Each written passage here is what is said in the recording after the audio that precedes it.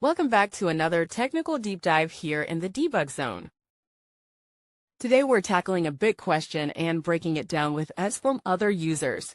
Hopefully this clears up some misconceptions and helps you get the answer you need. So buckle up, stay a little curious, and let's jump right in.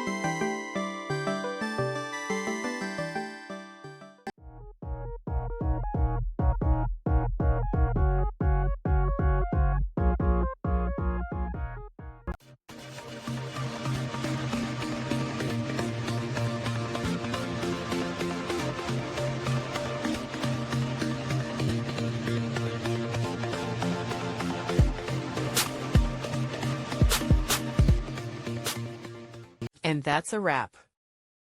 I hope you found the answer you were looking for. If you did, take a second to hit that subscribe button. It really helps out. And let me know in the comments which solution worked best for you. See you next time in the debug zone.